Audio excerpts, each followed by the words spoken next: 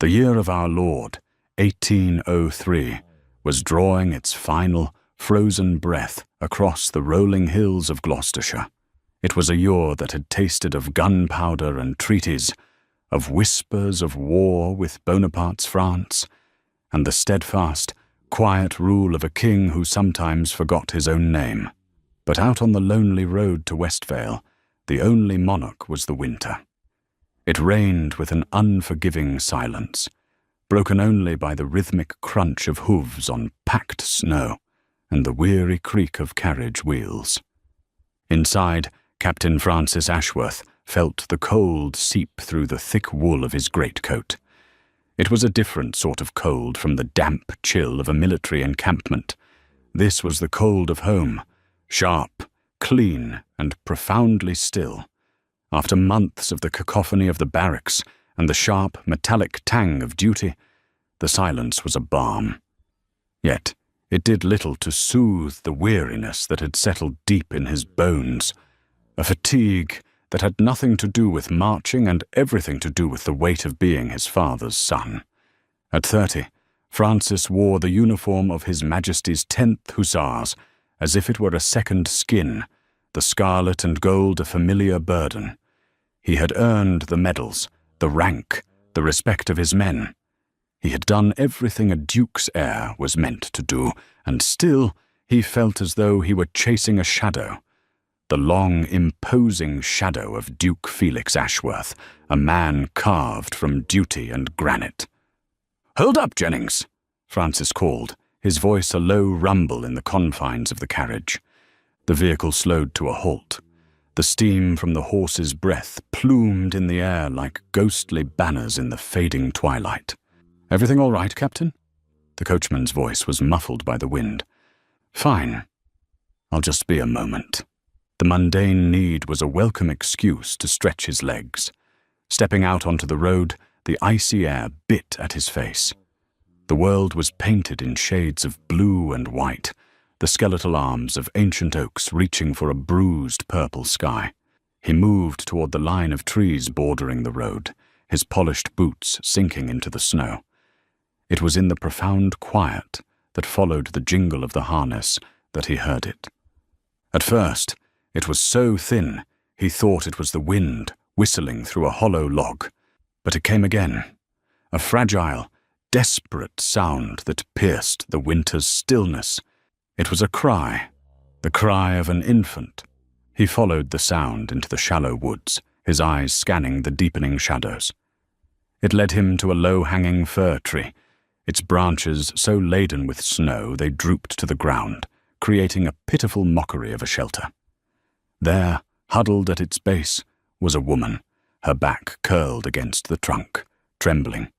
In her arms, clutched to her chest, was the source of the cry. A small child. He approached slowly. "Ma'am?" The woman's head snapped up.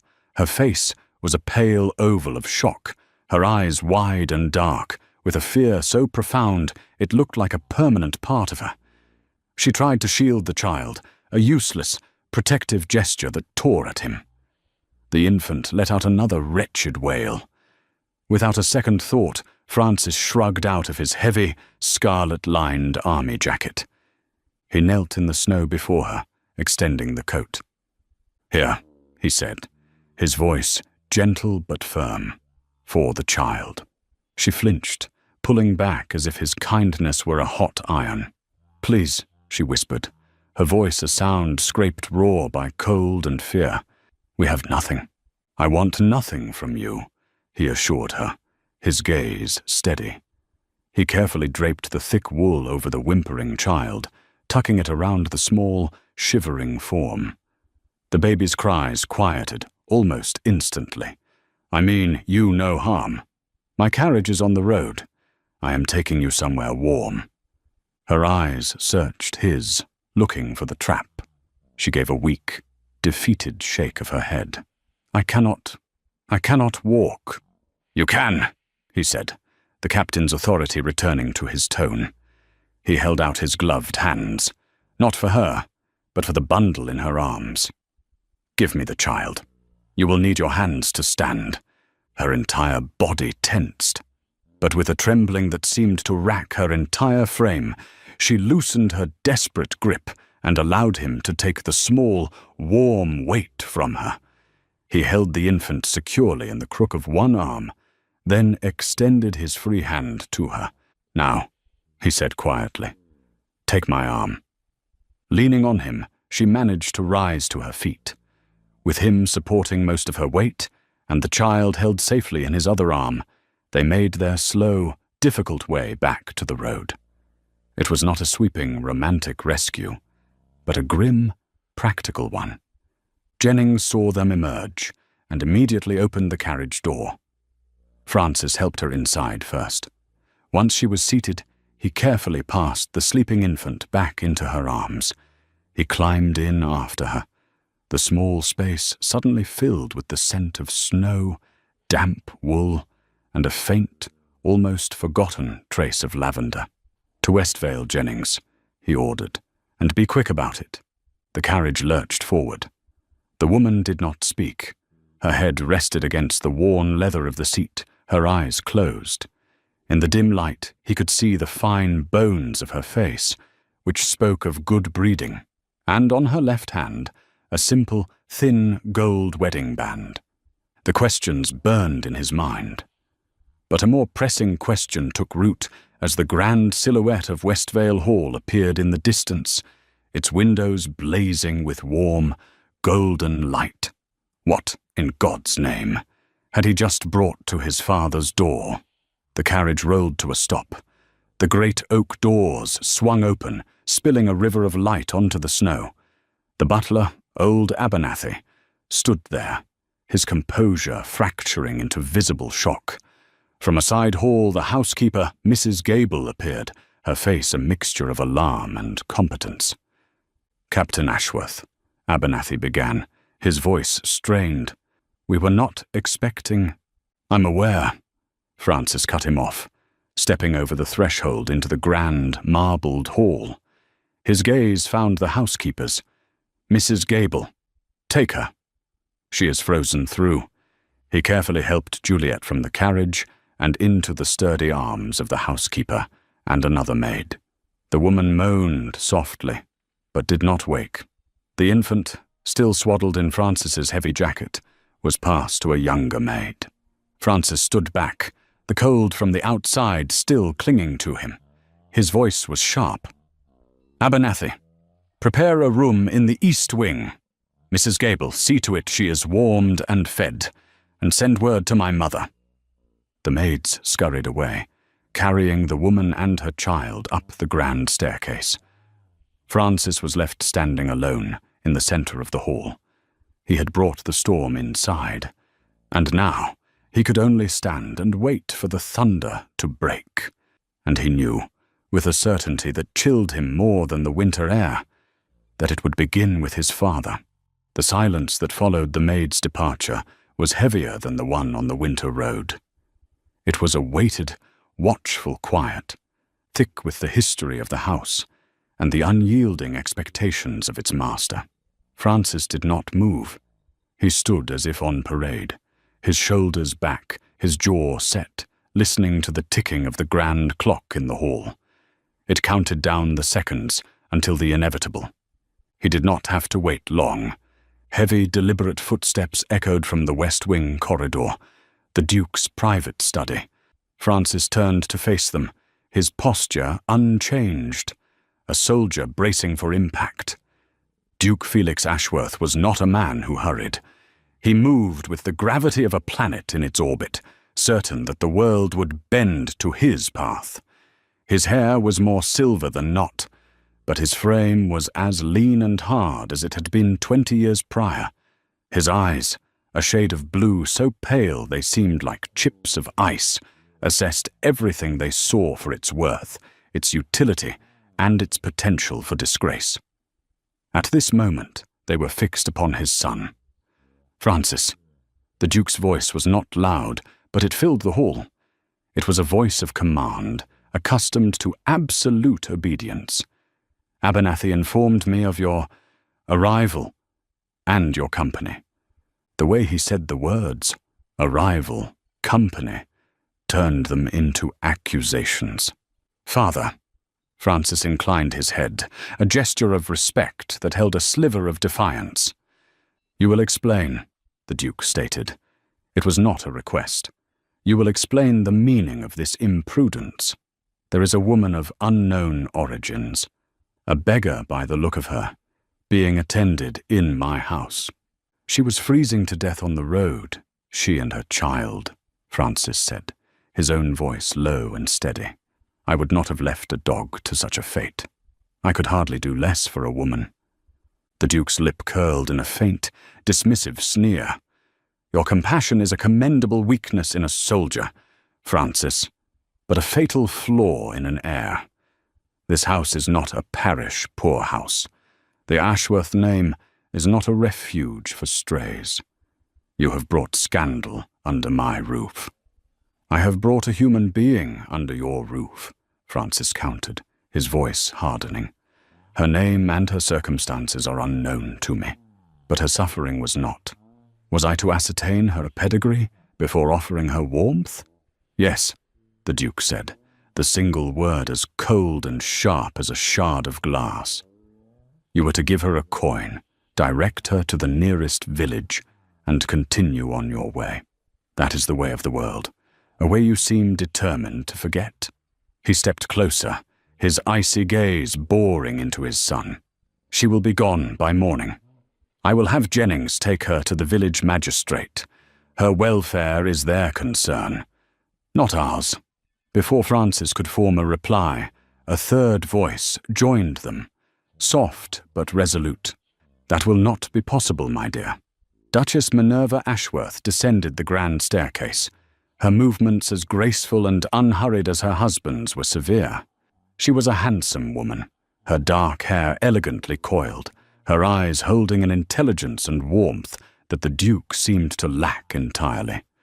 She smiled faintly at her son before turning her serene gaze to her husband.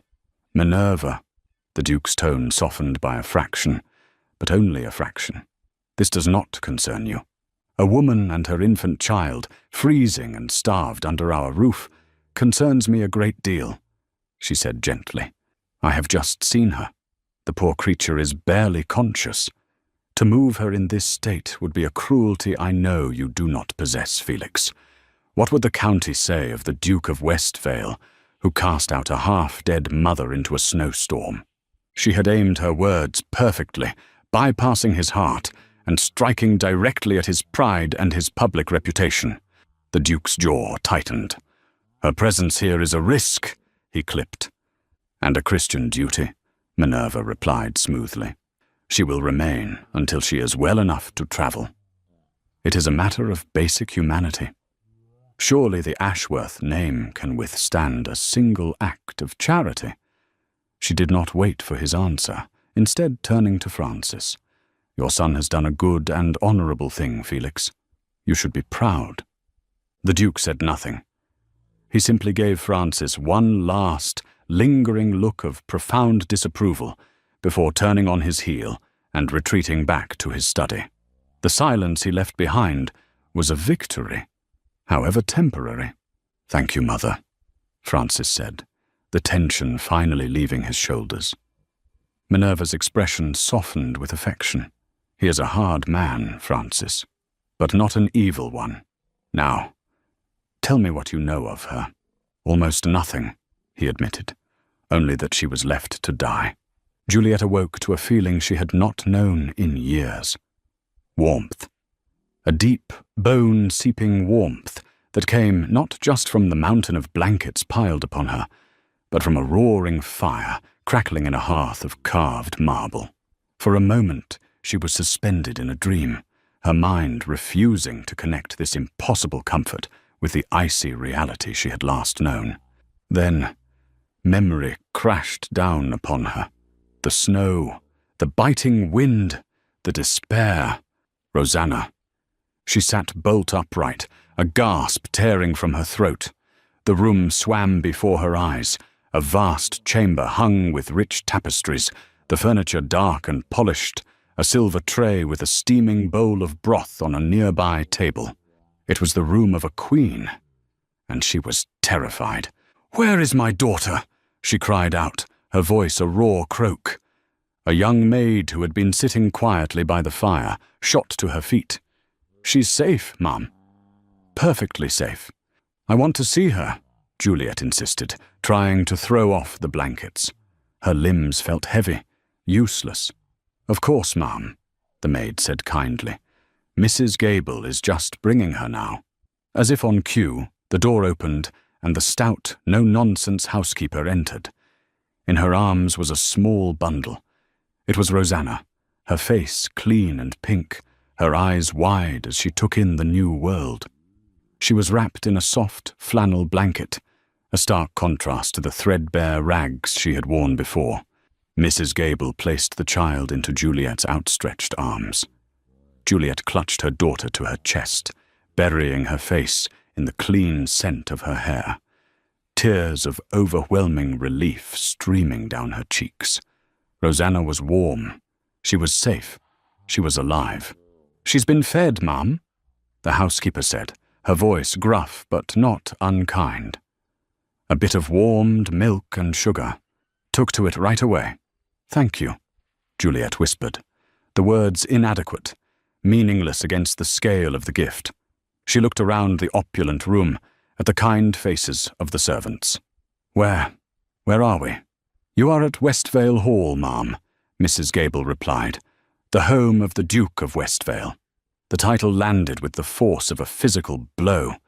A duke. She was in the home of a duke. She, a disgraced wife, a penniless outcast. The soldier who had found her. He was not some passing gentleman. He was part of this. The kindness she had been shown suddenly felt precarious. A beautiful glass sculpture that the slightest misstep could shatter. The whispers had already begun downstairs. A stray. A woman of no name. The captain's charity. The Duke's displeasure. The house was humming with the scandal, and she was its silent, sleeping center. Later, after she had managed a few spoonfuls of the broth, there was a soft knock at the door. Mrs. Gable opened it to reveal the man from the snow. He was no longer in his uniform, but in the fine, simple clothes of a gentleman. He looked taller, more imposing inside the house than he had out in the wilderness. "I only wished to see that our guest was recovering," he said, his voice quiet. He did not look at her directly, his gaze falling instead on the child sleeping in her arms. Juliet's heart hammered against her ribs. She was painfully aware of her tangled hair, of the borrowed nightgown, of the chasm of class and circumstance that separated them. We are well, sir," she managed to say. "Thanks to you." He gave a short, almost imperceptible nod. "My mother, the Duchess, will call on you in the morning." He paused, as if unsure what else to say. "You should rest." He turned and left as quietly as he had arrived. Juliet watched him go, a fresh wave of fear washing over her. She was safe for now. She was warm, but she was not welcome. She was an obligation, a problem brought home by a compassionate son into the house of a powerful father who wanted her gone. And she knew, with a certainty that was as cold as the snow she had just escaped, that her survival depended entirely on the man who could not even bring himself to meet her eyes.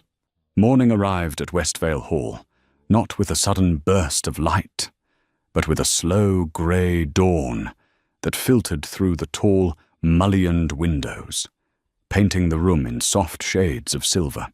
For Juliet, sleep had been a shallow, restless thing, punctuated by the unfamiliar sounds of a grand house waking up, the distant chime of a clock, the soft tread of servants' shoes on polished wood, the muted clatter of porcelain from below. Every sound was a reminder of where she was, a foreign land of immense wealth and unspoken rules, a gilded cage whose door could be thrown open at any moment. She sat propped against a mountain of pillows, Rosanna sleeping peacefully beside her, a small, warm weight that was her only anchor in this strange world. She wore the same borrowed nightgown, feeling as out of place in its fine cambric as a sparrow in a peacock's nest. The whispers she had imagined the night before felt real now, seeping through the thick oak door, curling around her like smoke. The captain's stray, the woman from the snow. A gentle knock preceded the door opening. A maid entered with a tray bearing tea and toast, but it was the woman who followed her that commanded the room. Duchess Minerva Ashworth moved with an easy grace that belied the rigid formality of her world. Her smile was genuine, her eyes holding a keen, compassionate intelligence. "Good morning, my dear," she said, her voice warm as she dismissed the maid. "I trust you slept well, or as well as can be expected." She took a seat in the chair by the fire, her posture elegant but relaxed. "Your Grace," Juliet murmured, her voice barely audible. She felt a blush creep up her neck, a hot wave of shame and inadequacy. I do not know how to thank you." "There is no need for thanks," the Duchess said kindly. "My son did what any decent man would have done. Now you mustn't feel you are a burden. Your only duty is to rest and recover your strength, and to care for this little one." Her gaze softened as she looked at the sleeping Rosanna. "She is beautiful." Tears pricked at Juliet's eyes. It had been so long since anyone had spoken to her with simple, uncomplicated kindness. "Her name is Rosanna." "A lovely name," Minerva said. She did not press with questions, did not ask for a history or a justification. She simply sat, a calming presence, creating a small island of peace in Juliet's turbulent world. It was this gentle patience that finally unknotted something tight in Juliet's chest. "My name is Juliet Darnell," she offered, the words quiet but clear. "I am a widow. My husband passed recently. We were traveling to find my husband's distant relations near Tewkesbury, when the storm, it overcame us. It was a threadbare story, woven from half-truths to hide the raw, gaping wounds of her reality. Lord George Darnell had not so much passed as he had drunkenly fallen into a frozen river 2 weeks prior, leaving her with nothing but his debts and the scorn of his family. The journey was not one of hope, but of desperate flight." The Duchess simply nodded, her expression revealing nothing but empathy. A widow at such a young age. "You have endured a great deal, Mrs. Darnell." The door to the room swung open without the courtesy of a knock. Duke Felix Ashworth stood on the threshold, his presence sucking the warmth from the air. His cold eyes swept over the scene. His wife sitting comfortably with this stranger, the beggar woman looking far too settled in a guest bed of Westvale Hall. "Minerva," he said, his voice clipped. "A word." "I am occupied, Felix," she replied, her tone serene but with an underlying edge of steel. "I can see that," he retorted, stepping fully into the room. He ignored his wife and fixed his gaze on Juliet. "You have a name, I am told." "Darnell. A name means little without a history, and yours, I suspect, is one you would rather not share." Juliet shrank back against the pillows, clutching Rosanna closer. The fragile peace was shattered. This was the man who held her fate in his hands, and his eyes held no mercy at all. "Father, that is enough." The voice came from the doorway, just behind the Duke. Francis stood there, no longer the hesitant visitor of the night before. His face was set, his gaze locked on his father. He had clearly been waiting in the hall, anticipating this very confrontation. The Duke turned slowly. "This is a private conversation." "It ceases to be private when you are intimidating a guest in my mother's care," Francis said, his voice level but unwavering. He stepped into the room, placing himself subtly between his father and Juliet's bed. "The woman is unwell. Your questions can wait until she has her strength. She is a guest in this house, and she will be treated as one." A tense silence filled the room. The air crackled with the unspoken history of a lifetime of paternal expectation and filial duty. Juliet watched, breathless. This was for her. This quiet, firm rebellion was happening because of her. She saw the flash of fury in the Duke's eyes, met with the resolute calm in his son's. It was the clash of an immovable object and an unstoppable force. The Duke's jaw clenched. For a moment, it seemed he might unleash the full force of his ducal wrath. But Minerva was watching, her expression placid, but her eyes sharp. To lose his temper here, in front of his wife, his son, and this woman, would be a loss of control he could not abide. "Very well," he finally bit out, the words dripping with ice. He gave Juliet a look that promised this was far from over. "But her strength will return swiftly, I assure you. Do not mistake this house for a permanent sanctuary." With a final withering glare at his son, he turned and strode from the room. The tension slowly bled from the air. But a new, more complicated feeling took its place. Juliet looked at Francis, who still stood as if guarding the door. He had not rescued her with his carriage or his coat this time. He had rescued her with his voice, with his will. He had stood against his formidable father. For her. He finally turned, his gaze meeting hers for the first time without flinching. There was no awkwardness in it now, only a steady, reassuring resolve. He gave her a small, almost imperceptible nod before turning to his mother. "I will see you downstairs, mother," he said, and then he was gone. Juliet was left with the Duchess, her heart hammering a strange new rhythm against her ribs. She was still a stranger, still a burden, but for the first time since she had been cast out into the snow, she felt something other than fear. It was a fragile, unfamiliar flicker of hope, and it was terrifying. The days that followed settled into a strange, suspended rhythm. Juliet was moved from the grand guest chamber to a smaller, simpler room in a quiet wing of the house, a room that was neither for family nor for servants, a comfortable sort of limbo. It was a clear, unspoken message. She was no longer a guest in crisis, but she was not yet anything else. Her strength returned slowly. She took her meals in her room, a courtesy arranged by the Duchess that spared her from the curious and sometimes hostile stares of the household staff.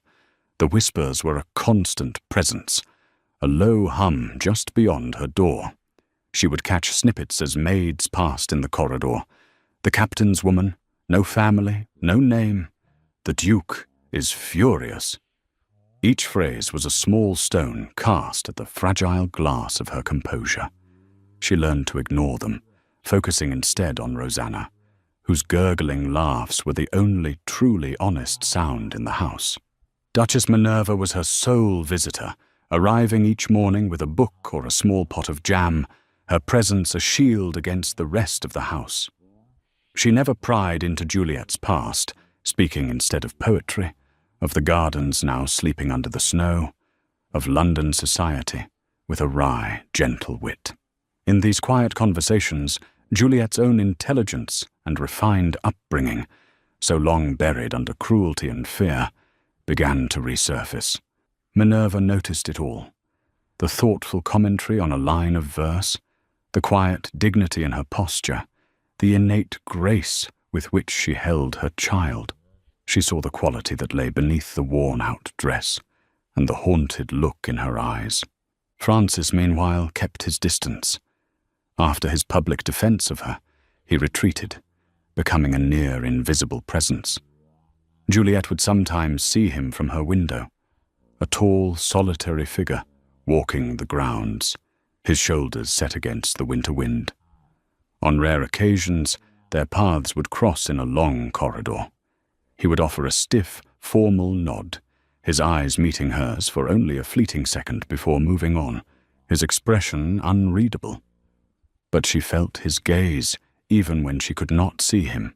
It was a strange, unnerving awareness, a silent acknowledgement of the invisible thread that now connected them.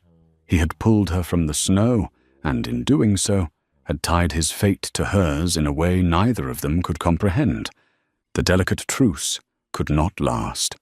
The Duke had allowed her to stay out of a grudging respect for his wife and his reputation, but his patience was a finite resource. Everyone in the house knew it. Juliet knew it most of all. Each morning she awoke with the gnawing fear that this would be the day she and Rosanna would be sent away. The solution came, as all solutions at Westvale seemed to, from the quiet, calculating mind of the Duchess. She arrived one morning with a letter in her hand and a thoughtful expression on her face. "My sister's children are due to arrive next week," she announced, her tone casual. "My 2 young nephews. Their parents are traveling to the continent, and Westvale is to be their home for the next few months." Juliet simply nodded, unsure of what this had to do with her. Minerva continued, folding the letter with deliberate care. "Their governess fell ill just last week. My sister is in a dreadful state, trying to find a replacement at such short notice." She paused, her intelligent eyes settling on Juliet. "The boys are spirited. They require a firm but gentle hand, and a woman of good breeding and education to oversee their lessons." A slow, dawning realization spread through Juliet. Her breath caught in her throat. "It is, of course, a temporary arrangement," the Duchess said, her voice still light, as if the idea had only just occurred to her. "But it would be a tremendous help to my sister.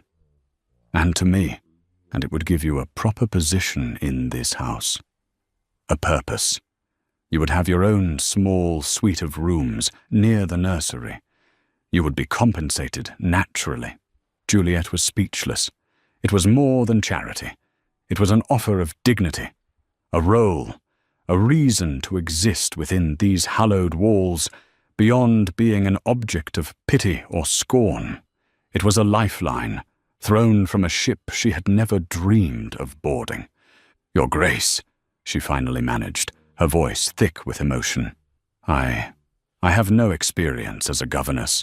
"You are a lady of education and a mother," Minerva countered gently. "You have more experience than you know. All I ask is that you consider it." Of course, there was nothing to consider. It was this, or the road. It was this, or the terrifying uncertainty of the world beyond Westvale's gates. "I would be honored, Your Grace," Juliet whispered, bowing her head to hide the tears that had sprung to her eyes. "I will do whatever I can to be worthy of your trust." Minerva smiled, a genuine, triumphant smile. "Excellent. I will inform the Duke that I have solved my sister's little crisis. He so dislikes family complications." Later that day, from his place in the library, Francis overheard his parents' conversation. He heard his mother explain the situation with the nephews, her tone one of mild inconvenience. He heard her propose the perfect logical solution she had just thought of, installing the unfortunate Mrs. Darnell as a temporary governess. "She is educated, she is gentle, and she is already here," Minerva reasoned smoothly. "It saves us the trouble of hiring a stranger. It is a most practical arrangement. Felix." Francis heard the long silence that followed, and he could perfectly picture his father's stern, calculating expression. The Duke was no fool. He knew his wife was managing him, but the logic was unassailable. To refuse would be to create a problem where his wife had already found a neat, tidy solution. "Temporary, you say?" The Duke's voice was gruff. "Of course, my dear," the Duchess cooed. "Just until my sister returns." There was another pause, and then a heavy, resigned sigh. "Very well. See to it. But I do not want her underfoot." Francis stayed hidden behind his bookshelf, a book held unread in his hands. His mother had done it.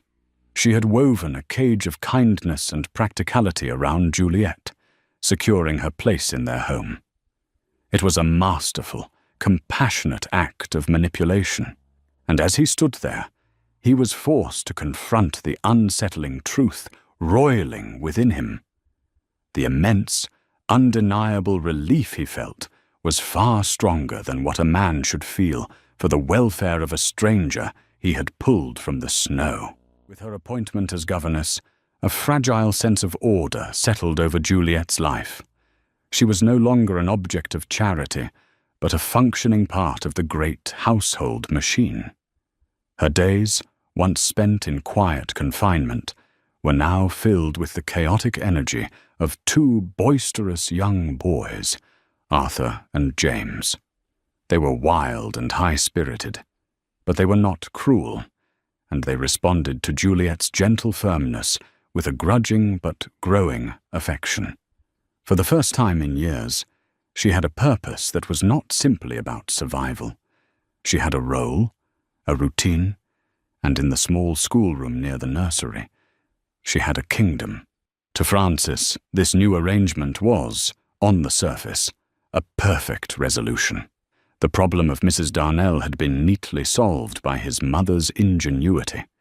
He told himself that the persistent, low-level anxiety he'd felt had now eased because her position was secure.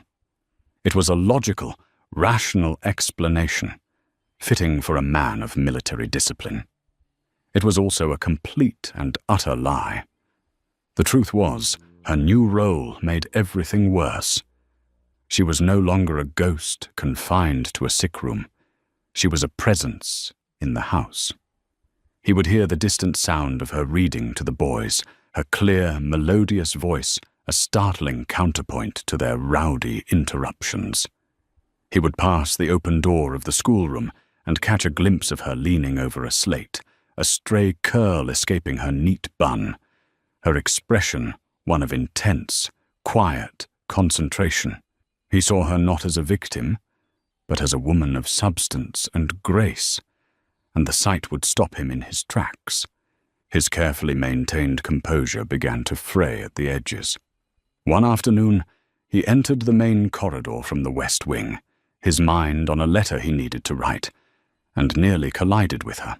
She was carrying a stack of books, and his abrupt stop made her startle, the top volume sliding precariously. His hand shot out to steady the stack, his fingers brushing hers. The contact was fleeting, a spark of warmth through his glove, but it sent a jolt through his entire system. He snatched his hand back as if he'd touched a hot stove. "My apologies, Mrs. Darnell," he said, his voice stiffer than he intended. "It is my fault, Captain," she murmured, her gaze lowered, a faint blush on her cheeks. She adjusted the books and gave him a small, trembling smile of thanks. "You are very kind." He opened his mouth to reply, to say something polite and meaningless, but his mind was a sudden, roaring blank. He was acutely aware of the scent of old paper and lavender, of the way the winter light from the window caught the soft curve of her neck. His words, when they finally came, stumbled out. The floors are quite solid," he said, and then immediately winced at the sheer idiocy of the statement.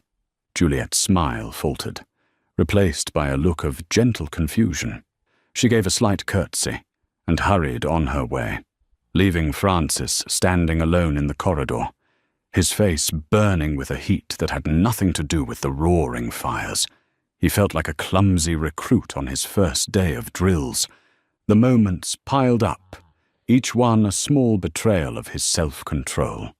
He found himself lingering in the library when he knew she brought the boys there for their history lesson. He would pretend to be absorbed in a newspaper, but he was listening, utterly captivated by the way she made a dusty old battle sound like a grand adventure. He caught himself watching her, his jaw tight, his focus so complete that a servant had to clear his throat twice to ask him a question. The young footman later remarked to the cook that the captain seemed to have lost his soldier's focus, a comment that, had Francis heard it, would have mortified him. He was losing a battle he hadn't even realized he was fighting. He told himself it was responsibility. He had brought her here. He was accountable for her welfare. This strange, consuming interest was merely an extension of that duty. Pity. It was pity. But one evening that carefully constructed lie was obliterated. He was descending the main staircase when he saw her below in the hall. She was speaking with a young footman, a handsome lad named Thomas, who was handing her a lantern for her walk to the nursery wing. Thomas said something, and Juliet laughed. It was not a small, polite smile. It was a genuine laugh, a sound of pure, unburdened amusement that lit up her entire face. It was the most beautiful sound Francis had ever heard. And as he watched the footman smile back at her, his expression open and admiring, a feeling shot through Francis that was hot, sharp, and ugly. It was a venomous, possessive sting that had nothing to do with pity and even less to do with duty. It was jealousy, raw and absolute. The force of it stopped him cold on the stairs. He gripped the polished banister, his knuckles white, his breath caught in his chest. In that instant, his denial was stripped away, leaving the terrifying truth exposed. He was not concerned for a stranger. He was not fulfilling an obligation. He was, with a certainty that threatened to undo him completely, beginning to fall for the woman he had found in the snow and in the house of Ashbourne, under the cold, watchful eyes of his father. That was a fall no one, least of all him, could possibly survive. The final bitter grip of winter began to lose its strength. Weeks bled into a month, and then another. The oppressive grey skies over Westvale Hall began, on occasion, to thin, allowing a pale, watery sunlight to touch the frost-covered grounds. The snow, once a thick, impenetrable blanket, receded from the stone walls of the house, revealing the first stubborn green shoots of snowdrops in the Duchess's garden. Time was passing, and with it the raw edges of Juliet's fear were slowly beginning to smooth. Her life, once a terrifying free-fall, had found a rhythm. The schoolroom was her sanctuary, a world of maps, books, and the boisterous but predictable chaos of the boys. Rosanna, thriving under the doting eye of the Duchess, now spent a cherished hour each afternoon in Minerva's private sitting room, a routine as fixed as the daily winding of the clocks. Juliet was no longer the frightened stray from the snow. She was Mrs. Darnell, the governess, a quiet but respected fixture in the household. This newfound peace allowed her to observe the perplexing orbit of Captain Francis Ashworth. His behavior, over the course of these months, had settled into a pattern of frustrating contradictions.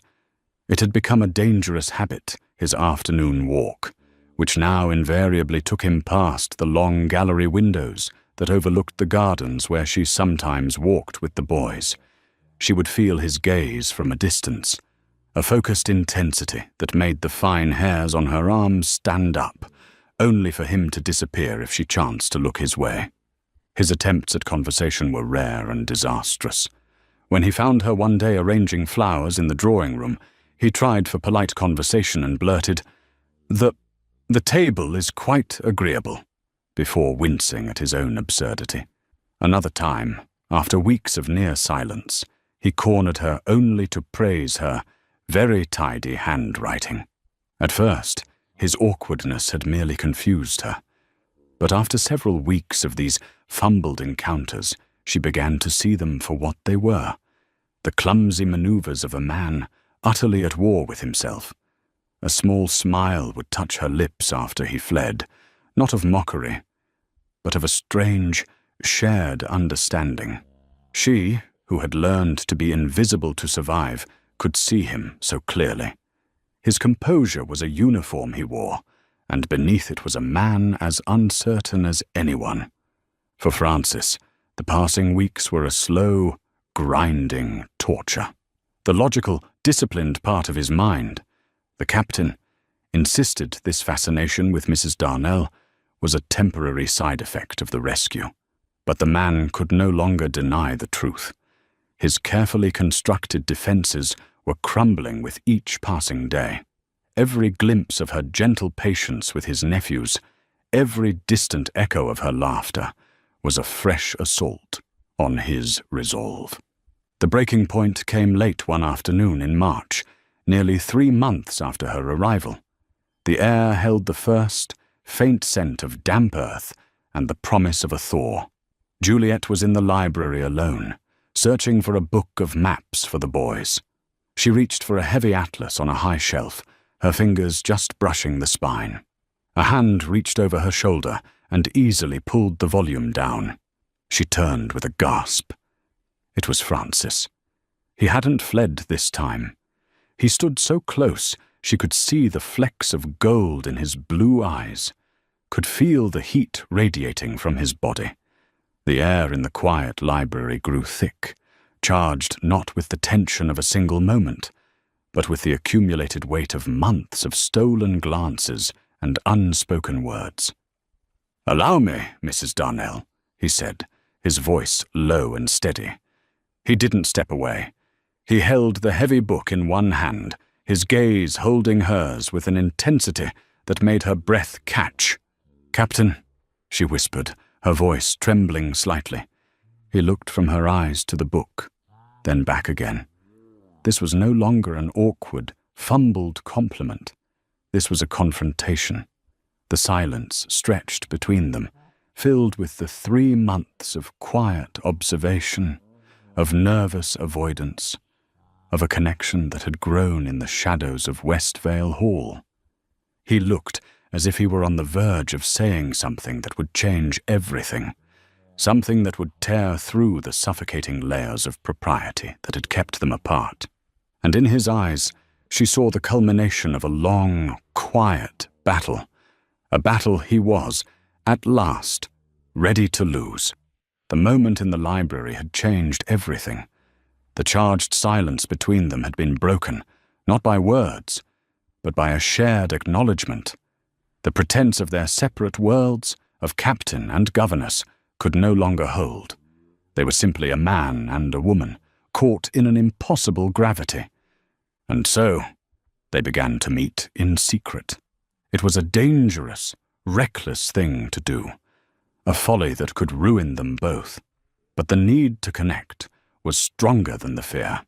Their clandestine meetings were stolen moments in the quiet corners of Westvale Hall, a world away from the watchful eyes of the Duke and the prying whispers of the staff. They found solace in the vast, shadowed library long after the fires had been banked, the moonlight painting silver stripes across the spines of sleeping books. They met in the frost-covered gardens just before dawn, their words turning to mist in the cold air, their footprints the only evidence of their transgression. In the safety of these hidden spaces, the carefully constructed facades they presented to the world began to crumble. One night, surrounded by the leather-bound ghosts of the library, Francis confessed something he had never spoken aloud. "My father, he was a brilliant officer," he said, his gaze fixed on the dying embers in the hearth. "A hero of his campaigns. Every medal I have ever earned, every promotion, I have felt it was not my own achievement, but merely a pale imitation of his." He finally looked at her, his eyes shadowed with a lifetime of weight. "I have spent my entire life living in his shadow, terrified that the man I am is not enough. Sometimes I wonder, is this honor truly me? Or is it just a uniform I wear?" His vulnerability was a gift, an offering of trust that unlocked something in Juliet. She looked at this man, celebrated for his courage on the battlefield, and saw the fear he hid so well. And in his trust, she found the courage to offer her own broken truth. "My uncle sold me," she whispered, the words tasting like poison on her tongue. "I was a debt he needed to settle. He married me to Lord George Darnell, a man nearly 30 years my senior." She paused, her voice trembling as she dredged up the memories she had buried so deep. "He was not a kind man. For 6 years I learned to make myself small, to be invisible, to make silence my only shield. He wanted only one thing from me, an heir, a son to carry his name. Her voice broke. The next words scraped raw from her throat. When I gave him Rosanna, a daughter, he said I had failed in my only duty. That was the night he dragged us into the snow, for the crime of giving him a girl. The air between them was thick with their shared pain. His, the burden of expectation, hers, the trauma of erasure. He saw her then, not as Mrs. Darnell, the pitiable widow, but as Juliet, a survivor of a long and brutal war, fought within the walls of her own home. He moved closer. He did not try to kiss her. The moment was too sacred for that. Instead, he reached out and took her hands in his. "I wish," he whispered, his voice thick with an emotion that felt deeper than sorrow. "I wish you had never learned to be afraid." Tears she hadn't even realized were forming spilled down her cheeks. He released her hands and wrapped his arms around her, pulling her into a long, aching hug. It was not a hug of passion, but of comfort, of recognition. It was a silent promise, a shelter from the cold. When they finally parted, they knew their secret meetings had forged a bond that could not be broken. But a few days later, a dispatch rider arrived from London. A summons. Captain Francis Ashworth was being recalled to his regimental station. He was to leave within the week. Their stolen time was over, but as they met for a final, hurried goodbye in the shadows of the garden, they made a new vow. Their connection would not die in the silence. It would live on in secret, in folded letters tucked inside books and entrusted to loyal servants, every word a heartbeat, a promise to hold on until he could find his way back to her. The morning of Francis's departure was a model of aristocratic restraint. The air in the grand hall was thick with unspoken emotions, all carefully masked beneath a veneer of polite formality. The Duke stood ramrod straight, offering his son firm advice about the roads. The Duchess, her face a serene but pale mask, fussed with the collar of his greatcoat, her touch lingering for a fraction of a second, too long. Juliet stood near the top of the grand staircase with the boys, her proper place as the governess. She watched Francis bid his parents farewell, his movements crisp and military perfect. He did not look up at her. He could not. But just before he turned to leave, his eyes briefly met those of his mother. The Duchess gave him the faintest, almost imperceptible nod, and in that tiny gesture, a world of understanding passed between them. Then, her gaze flickered upward, just for a moment, to where Juliet stood. It was not a look of accusation, but one of quiet acknowledgement. "Be patient," it seemed to say. Then Francis was gone, the great oak doors closing behind him with a soft, final thud. The days that followed were a study in emptiness. A week later, a young footman named Charles, whose loyalty to the Duchess was absolute, pressed a thick, folded letter into Juliet's hand as she walked in the gardens. "From the captain, ma'am," he whispered, before vanishing. It was the first of many. Their letters became a secret lifeline, a quiet rebellion conducted through folded paper and sealed wax. He wrote of his duties, but mostly he wrote of West Vale, asking after the boys, after his mother, and in carefully coded phrases, after her. "The gardens here are not as they are at home," he wrote once. "There is no life in them." Juliet understood. Time, once a terrifying enemy, became a gentle friend. The seasons turned. The vibrant green of spring deepened into the lush, heavy green of early summer. The 6 months of Lady Caroline's grand tour passed. Juliet had created a true home for the boys in the schoolroom. They were happy, thriving, and well-mannered. Rosanna, adored by the Duchess, was now a bright, babbling toddler who had taken her first steps in the grand drawing-room. Juliet's position felt so natural, so right that she almost allowed herself to forget it was temporary, until the letter came announcing Lady Caroline and her husband's imminent return. A cold dread settled in Juliet's stomach. Her time was ending. They arrived on a sun-drenched afternoon in June. Lady Caroline was a whirlwind of fashion and energy, her husband, the Earl, jovial and loud. Juliet stood with the boys in the hall, her heart a cold stone, her face composed. "Arthur! James!" Lady Caroline cried, opening her arms. The boys went to her, but with a strange hesitation. They hugged their mother politely, but their eyes kept darting back to Juliet, their hands quickly finding hers again as soon as they stepped back. They were happy to see their parents, but their anchor, their source of daily comfort and security, was the governess their mother had hired in a panic. Over the next few days, Lady Caroline watched, her initial surprise turning to quiet awe. She had left 2 wild, unruly boys. She returned to find 2 thoughtful, happy young gentlemen who spoke with respect and debated points of history with their governess over dinner. She saw the way they ran to Juliet with a scraped knee or a treasured discovery from the garden.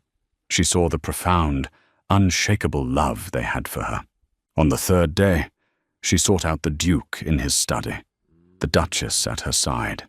"Your Grace," she began, her usual flippant tone gone, replaced by a serious, determined one. "We came to collect our sons, but I see now that we cannot." The Duke raised a skeptical eyebrow. "Indeed, to take them from Mrs. Darnell now would be an act of profound cruelty," Caroline stated plainly. "She is not just their governess. She is their mother in all the ways that matter day to day. I have never seen them so content, so secure. I insist that she remain in her position, permanently." The Duchess placed a hand on her husband's arm. "She is right, Felix. Look at what Juliet has brought to this house, to our family. Peace, happiness for those boys." The Duke was silent, trapped. He was a man who valued results, and the results were undeniable. His nephews were transformed. His wife and sister were united against him. To dismiss Juliet now would be to disrupt the very order he held so dear. For reasons that felt increasingly like nothing more than petty pride, he looked past them, out the window, to where Juliet was walking with the boys near the rose garden, Rosanna toddling happily at her side. She looked up, as if feeling his gaze, and for a moment their eyes met across the lawn. He saw not a stray, but a woman of quiet strength who had, against all odds, become indispensable. "Very well," he conceded, the words heavy with resignation. "She may stay." That evening, when Juliet received the news from a triumphant Duchess, she felt a wave of relief so powerful it almost brought her to her knees.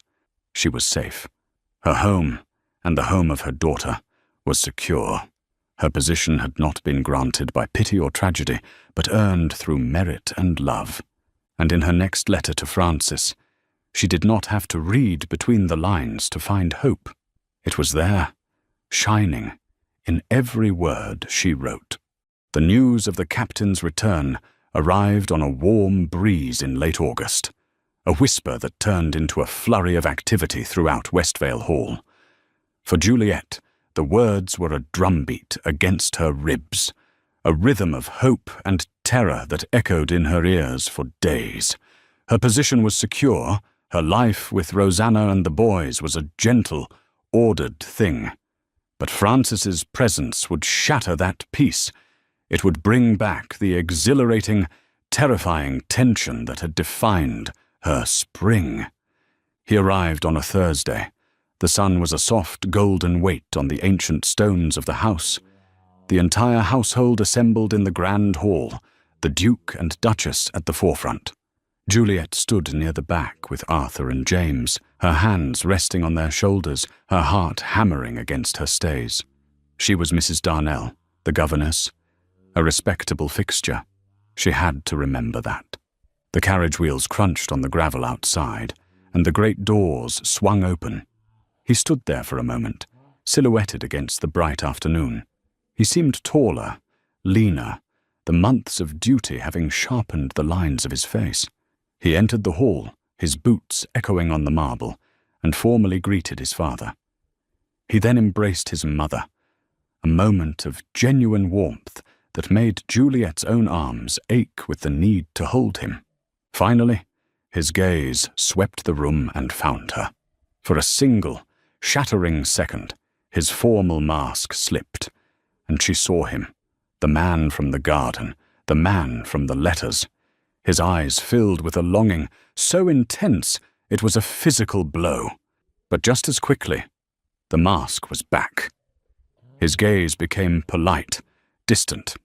"Mrs. Darnell," he said, his voice a low, formal greeting that was a betrayal of everything they had shared. He gave a stiff, formal nod. "I am pleased to see you are well." "Captain Ashworth," she replied, her own voice a stranger's, thin and breathless. She curtsied, her eyes fixed on the floor. "Welcome home."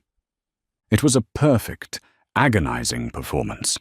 A stranger would have seen nothing more than the master's son politely acknowledging a member of his staff.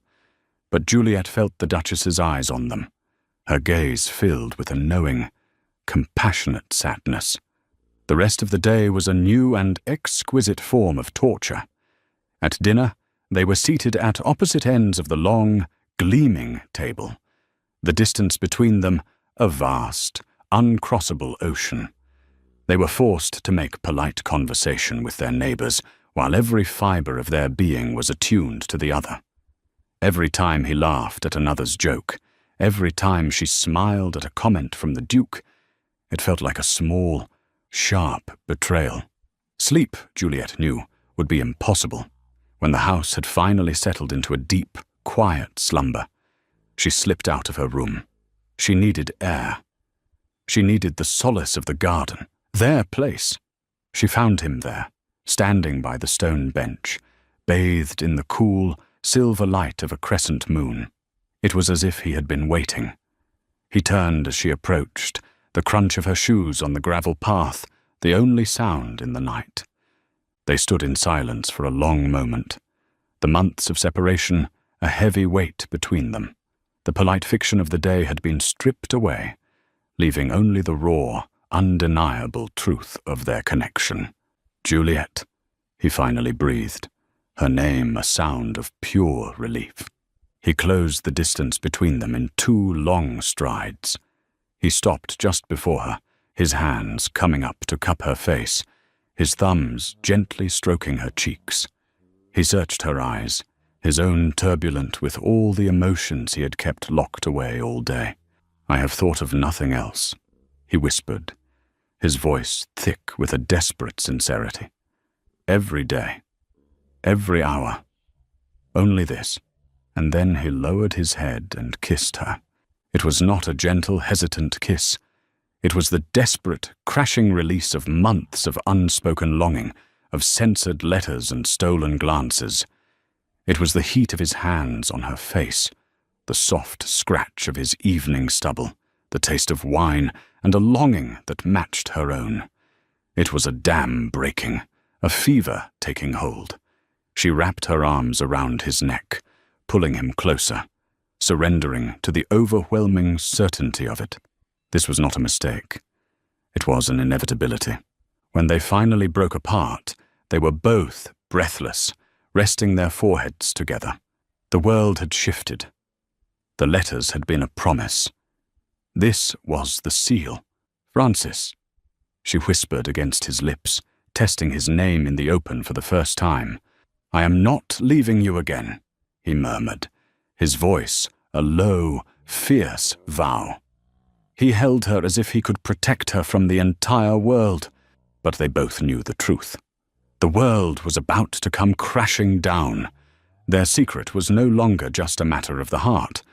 It had been given a voice, a touch, a body. And in the house of Ashbourne, it was an act of war. The world for a day felt remade. The morning after Francis's vow, The very air at Westvale Hall seemed charged with a secret energy.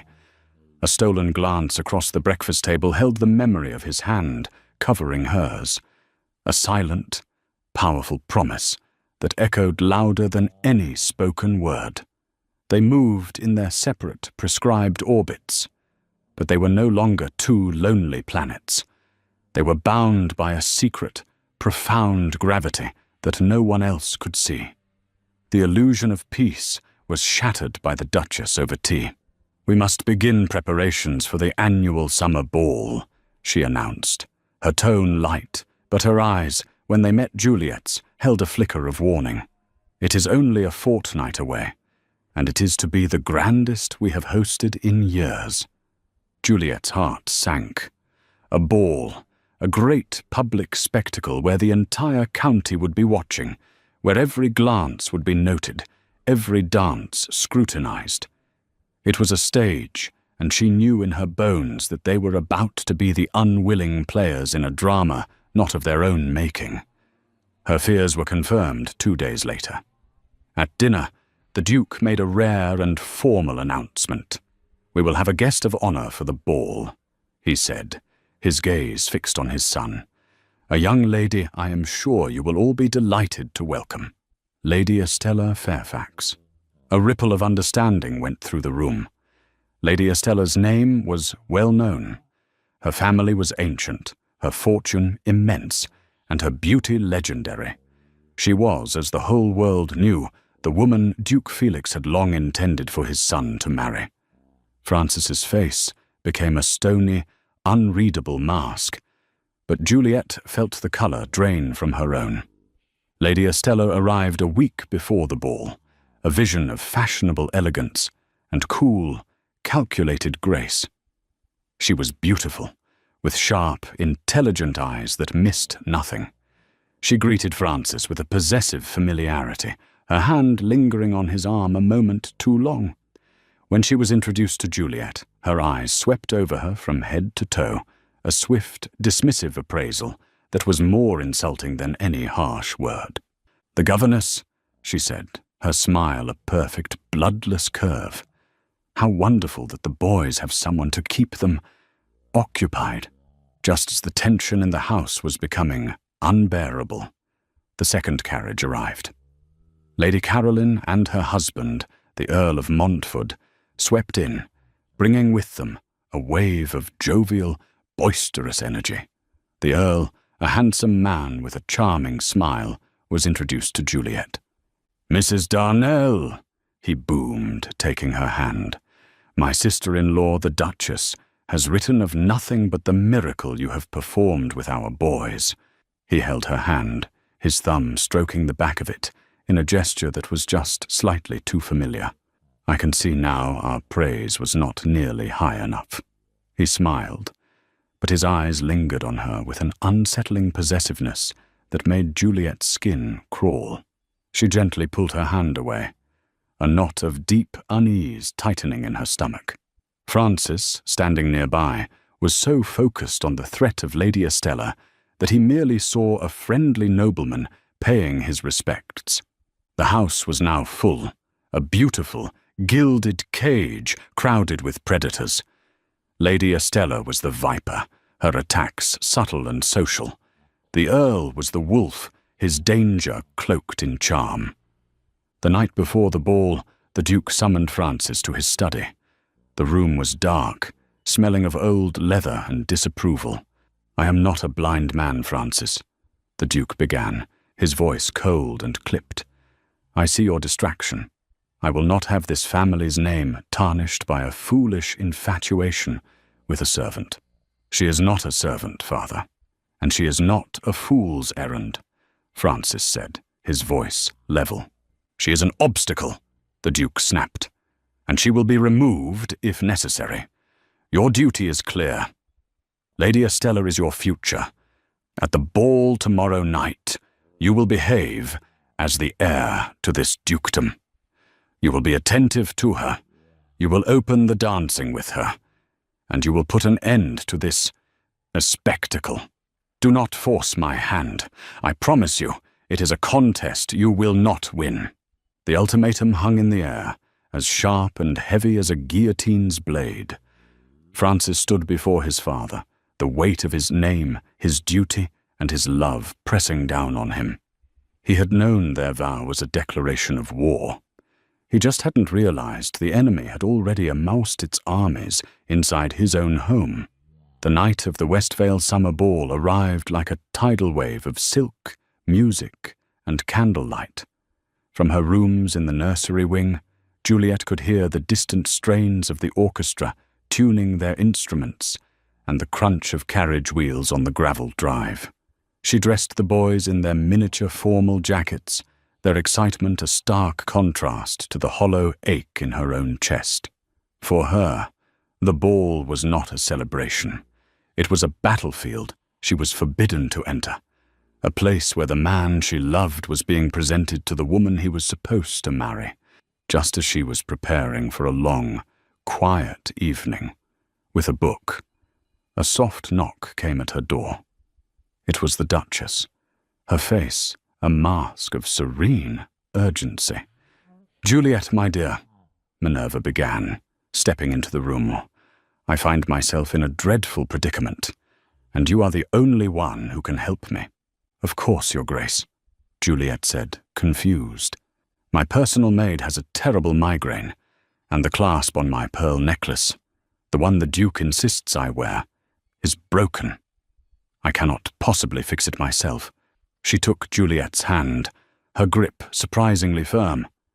"Please, you must come to my chambers and assist me. There is no one else I can trust." It was a pretext, Juliet knew, but one she could not refuse. She followed the Duchess to her opulent dressing room, a glittering world of perfume bottles and jewel boxes. Laid out on the bed was not a necklace, but a gown.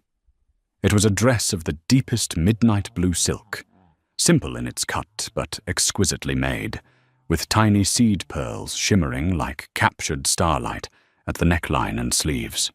"Your Grace," Juliet breathed, her eyes wide. "This is a gown I had made that, sadly, does not suit my complexion in the candlelight," Minerva said, with a dismissive wave of her hand. It was a blatant, beautiful lie. The dress was made for someone younger, for someone with Juliet's exact height and figure. It would be a shame for it to go unworn. Help an old woman with her vanity, my dear. Put it on, just for a moment, so I might see it as it was intended." Before Juliet could protest, the Duchess was helping her out of her simple governess dress and into the cool, whispering silk. It fit as if it were a second skin. When she stood before the mirror, she did not recognize the woman staring back. The severe bun was gone, her hair now styled in a soft, elegant twist at the nape of her neck, a style Minerva's maid had clearly been instructed to show her. She was not Mrs. Darnell. She was a vision. "Perfect," Minerva whispered, her eyes shining with triumph. She then held up a simple pearl necklace. "Now, for my little deception. The boys are to be allowed to watch the first dance from the upstairs gallery. Their governess must, of course, be there to supervise them. It is your duty, after all." The plan was audacious, brilliant, and terrifying. Juliet was not to be a guest. She was to be an invisible presence, hidden in plain sight. Leaning on the Duchess's arm, Juliet was escorted not to the gallery, but to a quiet alcove just off the main ballroom. The heat, the light, the roar of 100 conversations washed over her. It was a world of shimmering jewels and flawless smiles, and she felt like a fraud. Then she saw him. Francis stood near the dance floor, trapped in a conversation with Lady Estella, his face a perfect, handsome mask of polite boredom. The Duke was nearby, watching them, his expression one of grim satisfaction. As the orchestra master called for the first dance, Francis turned to Estella, his duty clear. But at that exact moment, his eyes scanned the crowd and found Juliet in the alcove. The world stopped. The music, the chatter, the rustle of gowns, It all faded into a dull roar in his ears. There was only her. He saw the terror in her eyes, the midnight blue of her dress, the impossible, breathtaking reality of her presence. His father's ultimatum, his duty, his name. It all turned to ash. He had made a vow in a quiet nursery, and he would not break it in a crowded ballroom. Ignoring Lady Estella's outstretched hand, ignoring his father's thunderous glare, Francis walked away from them. He crossed the floor, his path direct and unwavering, the crowd parting before him. He stopped in front of Juliet, his eyes burning with a fierce, possessive love. "You are here," he breathed, as if she were a miracle. He held out his hand. "Dance with me." A collective gasp rippled through the room.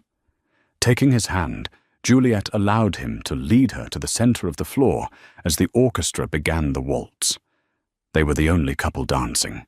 Every eye in the county was upon them. "Everyone is staring," Juliet whispered, her body trembling in his arms. He pulled her closer, his gaze never leaving hers. "Let them stare," he murmured, his voice a low, comforting rumble meant only for her. "Only see me, Juliet. Forget the eyes around you. They stare not with judgment, but because they envy the starlight you have brought into this room." In his arms, the fear began to melt away, replaced by a dizzying, defiant joy. For the length of one song, they were not a captain and a governess.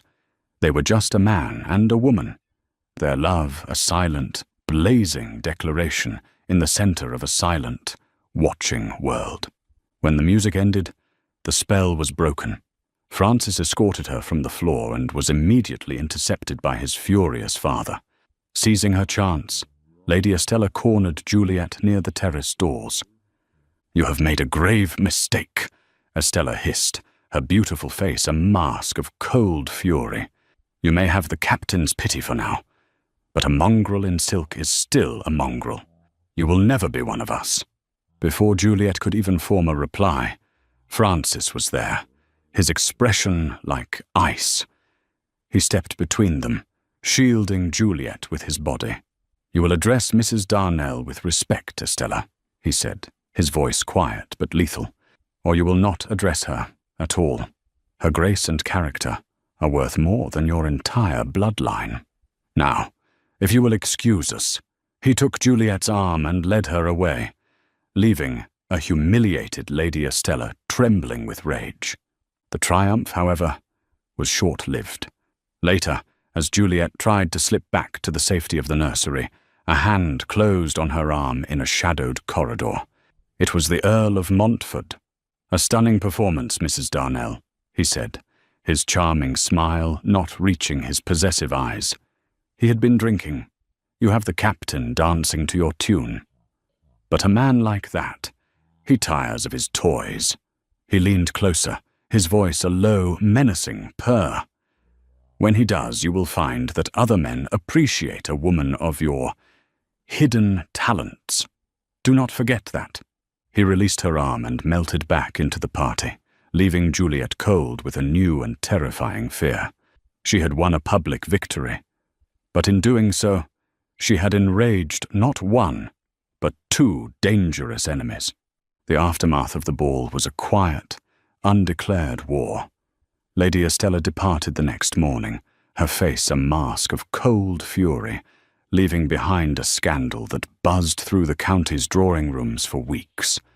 The Duke was a thundercloud of silent rage, speaking to his son only when absolutely necessary, his disapproval a suffocating presence. But Francis and Juliet, united in their defiance, found strength in the shared secret. They were no longer hiding their affection, but they were not yet free to show it.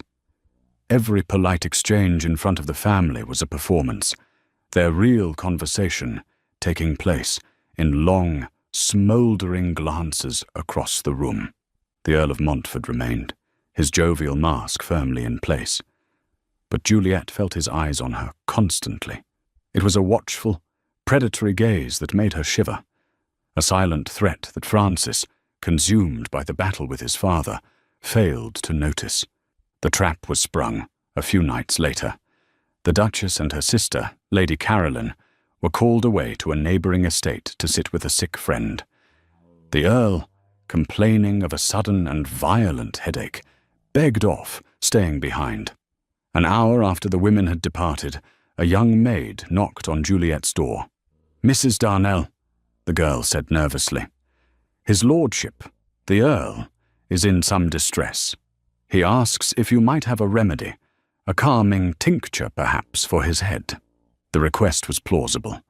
As the governess, she kept a small chest of common remedies for the boys. A knot of unease tightened in her stomach, but to refuse such a simple, charitable request would be an insult. With a sense of deep foreboding, she retrieved a small bottle of lavender water and made her way to the Earl's private sitting room. She found him standing by the fireplace, a glass of brandy in his hand. There was no sign of illness in his face, only a triumphant, predatory gleam in his eyes. He closed the door softly behind her, the click of the latch echoing like a gunshot in the silent room. "Thank you for coming, Juliet," he said, his voice a low purr. He did not call her Mrs. Darnell. "I have found myself quite taken with you since my return. You have a fire in you. I saw it at the ball." Juliet backed away, her heart beginning to hammer against her ribs. "My lord, you are mistaken. I came only to offer a remedy for your headache." He laughed, a cruel, dismissive sound. He blocked her path to the door, his large frame an impassable wall. "Oh, I don't think so. My headache is quite gone, but I find I have another appetite. You will come to my bed tonight."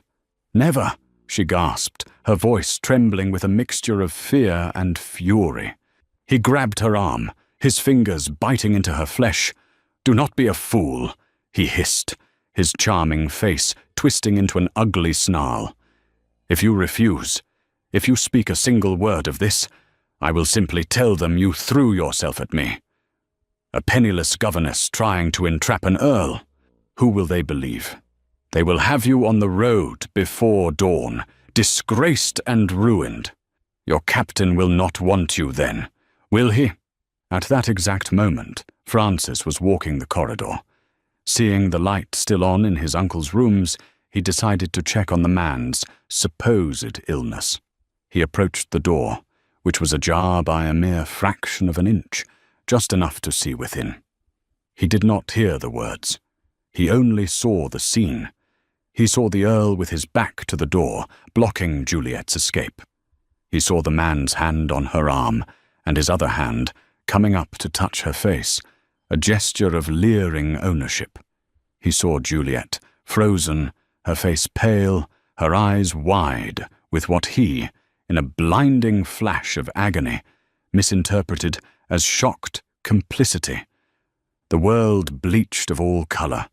The vow he had made in the nursery, his hand covering hers over the sleeping child, turned to ash in his mouth. Her breath is my breath. Her safety is my honour. Her heart is my home. The words mocked him, a fool's promise to a woman who now stood in the intimate grasp of another man. A dagger of pure, absolute betrayal plunged into his heart, stealing his breath, his reason, his soul. He did not make a sound.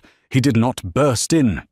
The soldier's discipline took over, a cold, empty shell encasing the screaming ruin within. He turned on his heel, his movements silent and precise, and walked away. Juliet, in that moment, shoved the Earl away with all her strength. "Do not touch me!" she cried, and fled the room, running back to the safety of the nursery, her body trembling with revulsion and fear. She found no comfort there. She was alone, trapped in a house, with a man who was threatening her, and the man who had sworn to be her salvation had just seen a lie that would destroy them both. Juliet spent the night in a state of waking terror, starting at every creak of the floorboards, imagining the Earl's leering face in every shadow. Sleep was an impossibility. Her world, which had felt so full of promise just days before, had shrunk to a single desperate need. Find Francis. She needed to feel his arms around her, to hear his voice, promise her safety.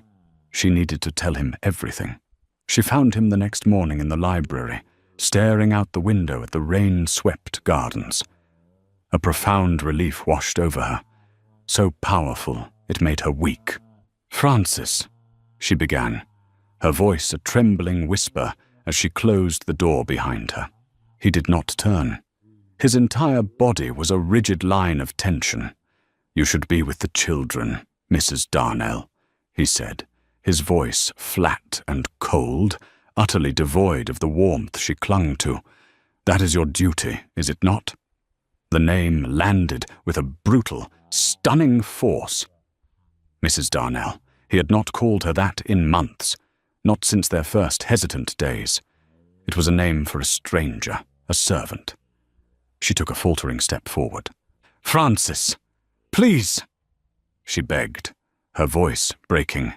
"Last night, the Earl—" "I'm not interested in the Earl's affairs," he cut her off, finally turning to face her. The man who looked at her was not the man from the nursery. The tenderness in his eyes had been replaced by a frozen, blue fire. He was a fortress of ice. Every word was a perfectly shaped shard, designed to cut. "And I am not interested in yours. Perform your duties. That is all I, or this family, require of you." He strode past her and left the room without another glance, leaving her standing in the suffocating silence. The 4 words, "I am not interested," echoing in the space where her heart had been. The days that followed were a descent into hell. Francis was a ghost to her, his presence a constant aching void. At meals his gaze passed straight through her, as if she were made of glass. If they passed in a corridor, he would give a stiff, formal nod and quicken his pace. The coldness was a relentless, soul-crushing torment. Worse, the Earl saw it all. He watched her misery with a smug, satisfied smirk, knowing she was utterly alone, his threat hanging over her like a headsman's axe. For Francis, it was a different kind of agony. His heart was at war with his eyes. He replayed the scene he had witnessed 1,000 times. The image of Juliet in the Earl's grasp burned into his mind. But it made no sense. He began to watch them, not with the eyes of a lover, but with the cold, analytical mind of a soldier. He saw the way Juliet flinched whenever the Earl entered a room. He saw the genuine terror in her eyes when the man's voice boomed across the drawing room. This was not the behavior of a co-conspirator. It was the behavior of prey. A sliver of doubt, sharp and painful, lodged itself in his heart. A few days later, his doubt led him to the gardens. He saw the Earl follow Juliet into a secluded rose alcove, and a cold premonition seized him. Concealing himself behind a thick hedge, he moved closer, close enough to hear. "You've been avoiding me," the Earl snarled, grabbing Juliet's arm. "That was a mistake. We will finish our conversation tonight." "Leave me be," Juliet cried, her voice laced with desperate courage as she struggled to free herself. "I will tell the Duchess. I will tell your wife." The Earl laughed, a low, ugly sound. "Tell her. And I will paint you as a whore who tried to seduce me to gain a foothold in this family. You'll be ruined, disgraced. Do you think for 1 second they will believe you over me?" The truth descended on Francis, a stunning, suffocating weight. The betrayal he had felt was his own. A betrayal of her, of his vow, of the love he had sworn was his home. A surge of white-hot fury, pure and absolute, obliterated everything else. He exploded from his hiding place. Before the Earl could even turn, Francis was on him, a blur of righteous violence. He grabbed the man by the collar of his fine jacket, spun him around, and delivered a single, powerful punch to the jaw. The sound was a sickening crack. The Earl crumpled to the ground, unconscious. Francis stood over the fallen man, his chest heaving, his knuckles raw. The rage drained away as quickly as it had come, leaving behind a vast, hollow ache of shame. He turned to Juliet. She was pressed against the stone wall, her face ashen, her eyes wide with terror. He rushed to her, his own face a mask of profound regret. He reached out, not to grab her, but to gently take her by the shoulders, his touch infinitely tender.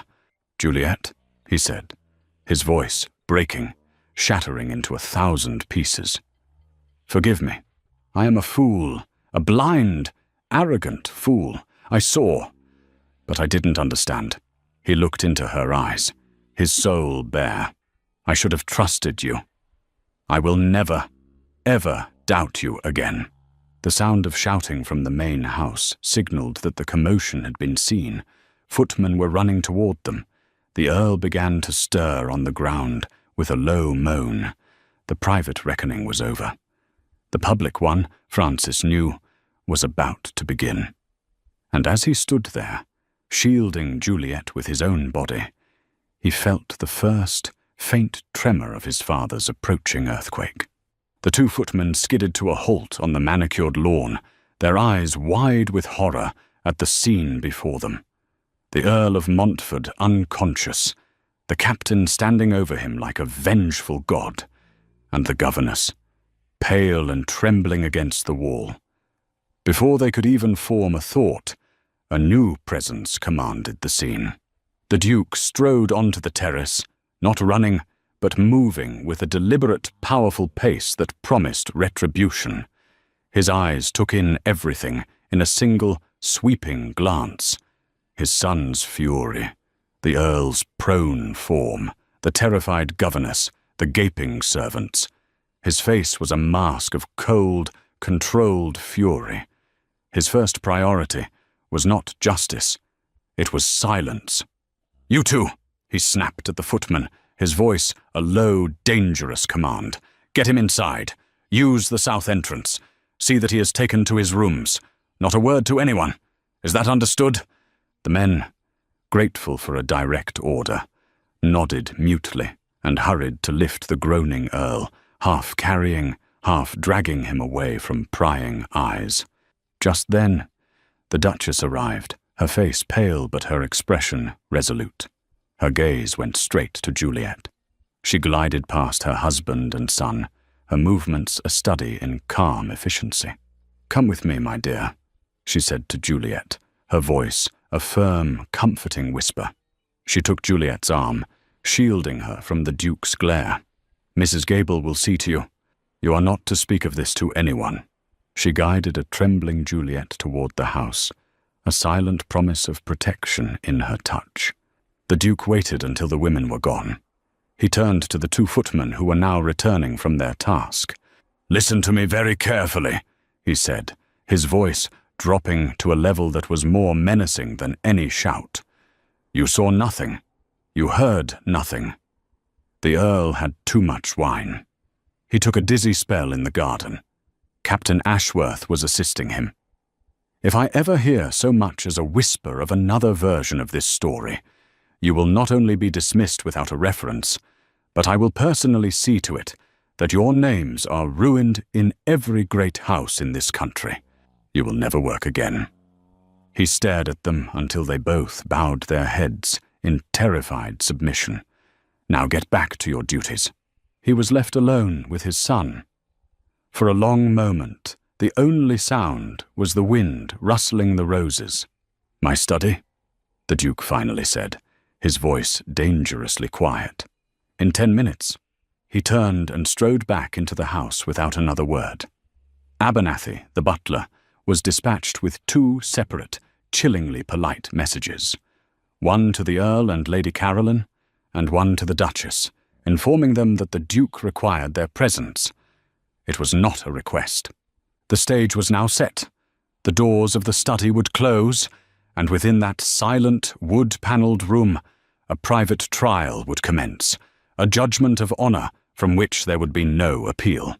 The air in the Duke's study was thick enough to choke on, smelling of old leather, expensive brandy, and cold, simmering rage. The heavy velvet curtains were drawn, shutting out the world. It was a courtroom with only one judge, Duke Felix, who sat behind his massive mahogany desk, his face a mask of stone. Francis stood near the fireplace, his posture rigid, his knuckles still slightly bruised. The Duchess sat in a high-backed chair, her face pale, but her spine straight as a rod of iron.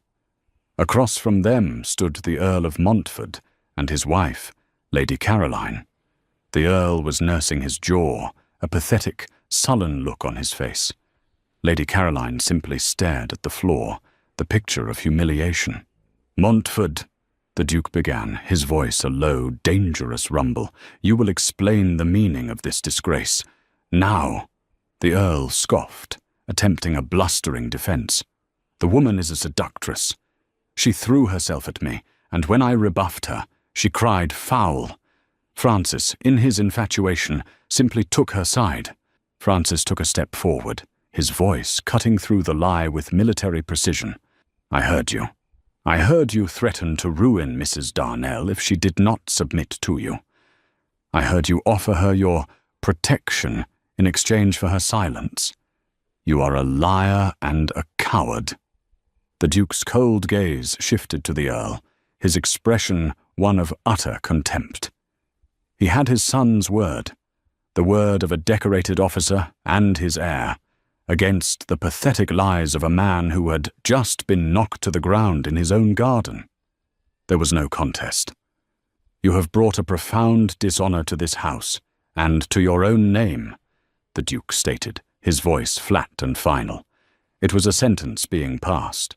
"You and your family will be gone by dawn. You will tell the world it was a family emergency. I will put out the word that you are not to be received. You are finished in London. You are finished everywhere." Lady Caroline finally looked at her husband, her eyes filled with a quiet, bottomless shame. She then looked at the Duke. "We will be gone, Your Grace," she said, her voice a near whisper. She curtsied, turned, and walked out of the room without a backward glance at the man she had married. The Earl, after a moment of stunned silence, followed her, a disgraced and broken man. The door clicked shut, leaving only the three of them. The immediate crisis was over. Now, the real war began. The Duke fixed his icy gaze on his son. "The filth has been dealt with. Now we deal with the source of the infection." He rang a small silver bell on his desk. "You may think your actions were noble, Francis. They were reckless.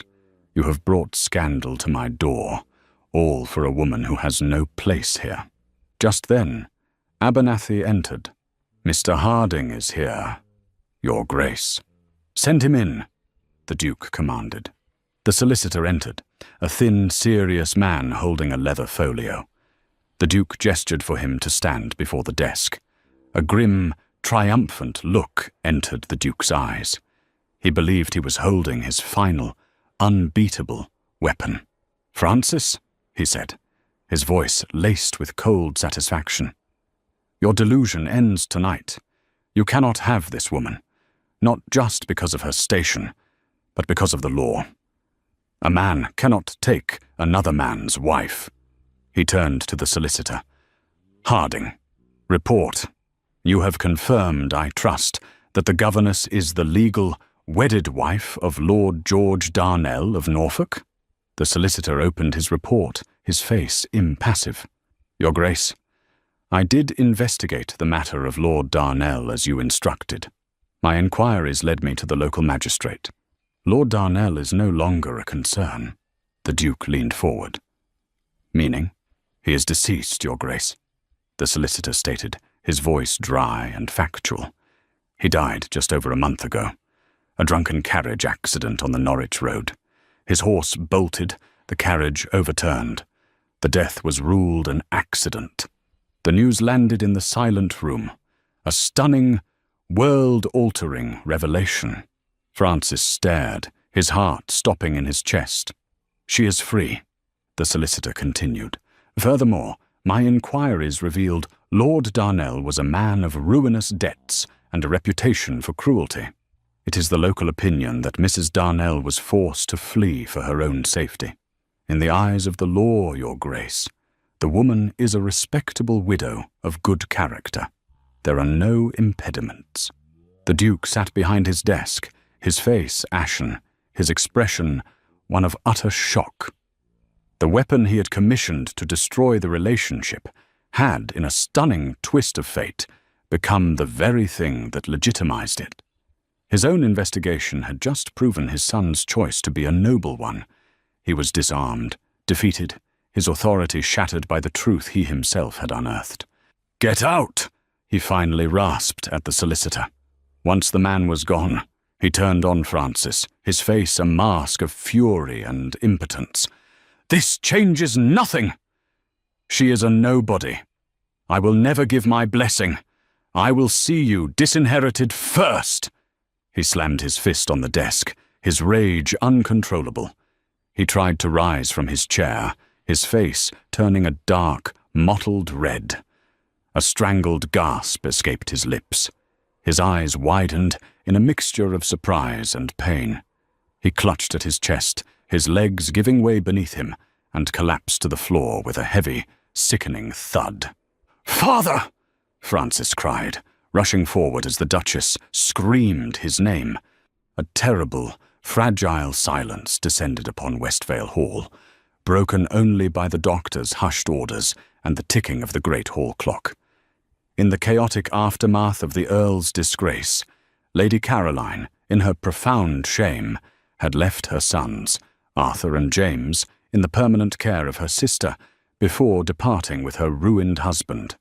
The Duke had suffered a severe apoplexy, a stroke brought on by his uncontrollable rage. He was alive, but the Titan of Westvale Hall was, in an instant, rendered an invalid, paralyzed on his left side and unable to speak. In the first few days, Francis was consumed by a tidal wave of guilt, and the Duchess was lost in a fog of fear and grief. The household, leaderless, began to drift into chaos. It was Juliet who, having lived a life defined by crisis, quietly took command. It was she who organized the servants, liaised with the doctor, and ensured a calm, quiet order was maintained for the sake of the Duke's recovery. Her presence, once a source of conflict, became the household's anchor. She took it upon herself to sit with the Duke during the long afternoon hours when the Duchess was resting. The first time she entered his room, he glared at her with his one good eye, his trapped fury still potent. But Juliet was not intimidated. She did not see the Duke who had threatened her. She saw a frightened, broken man. She did not coddle him or fear him. She simply cared for him. She read to him from the newspaper, just as she did for the boys. She would bring Rosanna in, and the child, in her innocent bliss, would pat the Duke's unfeeling hand. Juliet would tell him of the boys' progress in their studies, her voice a calm, gentle melody in the oppressive silence of the sick room. For weeks, the Duke lay in his bed, his mind sharp but his body a prison. He had nothing to do but watch. He watched this woman, this nobody he had tried to cast out, move through his home with a grace and strength that shamed him. He saw her kindness to his wife, her patience with his nephews, her profound, simple goodness.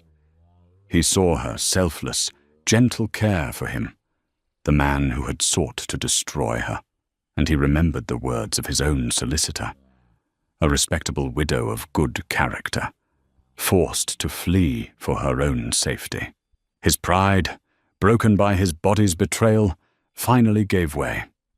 He saw not the obstacle, but the woman his son had seen all along. He saw in her a strength that his own name and fortune could not buy. One crisp autumn afternoon, as Juliet was quietly reading a book of poetry by his bedside, he made a hoarse, guttural sound. It was the first sound he had made in a month. She looked up, her eyes wide. He slowly, agonizingly, lifted his good right hand and gestured for a piece of slate and chalk. She held it for him. His hand trembled violently, but he managed to scrawl 3 barely legible words. I-W-A-S. Wrong. He looked at her, his one good eye brimming with tears of surrender and regret. Juliet's own eyes filled. She did not say, "I forgive you." She simply placed her hand over his and gave a small, gentle squeeze. It was an act of grace that sealed the peace. Winter returned to Westvale Hall, not as a tyrant, but as a soft, cleansing blanket of white. The wedding was held in the small family chapel, the air filled with the scent of pine and winter roses. The guests were few, only the family, the boys, and a beaming Lady Caroline, who had returned alone to stand by her sister and witness the happiness that had grown from her own shame. The county, which had feasted on the scandal of the ball, was left to wonder at the private, sudden, and unbreakable union of the Duke's heir.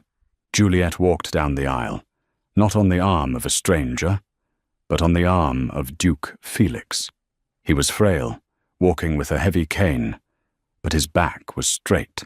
When they reached the altar, he placed Juliet's hand firmly into his son's and gave Francis a look of profound, complete acceptance. Francis turned to her, his eyes blazing with the same holy fire she had seen in the nursery. He was no longer a man torn between duty and love. He was a man made whole. The Duchess, holding a giggling Rosanna in her arms, was weeping tears of pure joy. "With this ring I thee wed," Francis said, his voice clear and strong, echoing the vow he had made to her in secret. When the vicar finally said the words, "You may kiss your bride," Francis lifted her veil. He cupped her face in his hands, just as he had longed to do. And finally, for the first time, he kissed her. It was not a kiss of passion, but a kiss of homecoming, a sacred, binding promise kept against all odds, a lifetime of love and longing poured into a single, perfect moment. Later, they stood at the grand window of the ballroom, looking out at the snow-covered grounds, the same grounds where he had found her. She was no longer a shivering refugee, but the mistress of the house, his wife. "You stopped that night," she whispered, leaning her head against his shoulder. "Your carriage, in the snow. You changed everything." Francis wrapped his arms around her, holding her and the future she represented. He thought of the man he had been, a soldier lost in his father's shadow, searching for a purpose he couldn't name. "You changed everything, Juliet," he murmured, kissing the top of her head. "I thought I was saving you, but the truth is, you were saving me." A world made of stone, a whisper of breath, a life lived alone. My child was my crime, my shame was my name. Then you in the darkness, a flicker of flame. A scarlet-coated soldier who stopped on the road. You didn't just save me, you lightened the load. Now I live in the shadow of your father's great hall, the respectable governess, afraid she will fall. They call you a captain, and I am astray. I lower my eyes when you look my way. A glance in the library, a word in the gloom, a dangerous flower beginning to bloom. They can threaten with ruin, they can threaten with shame. They can never unspeak the way you say my name. This love is a treason, swore on my child you would honor my heart. Listen to me, Juliet, from this moment till my last. Her breath is my breath, her safety my honor. The vipers are smiling, the rivals draw near. Your eyes become distant, consumed by my fear. The ice in your voice, a new kind of cold. Forgetting the promise, the truth you once told. He whispers his poison. I'm trapped and undone. Have I fled one monster to be lost by this one? But I see the fire, The doubt in your gaze. You're watching the predator lost in his maze. You heard his dark words and the spell finally broke. The reckoning punch, the last word he spoke. only see me, Juliet. Forget the eyes around you. They threaten with ruin. They threaten with shame, but here in the chapel, I'm taking your name. This love was a treason, a war in the dark, and you kept the high promise you swore on my heart. We are past all their walls of cold duty and stone. I am safe in your arms. Your heart is my home. And your heart, Your heart is my home. I swear this. The snow is still falling, but I am not cold. Your heart is my home. My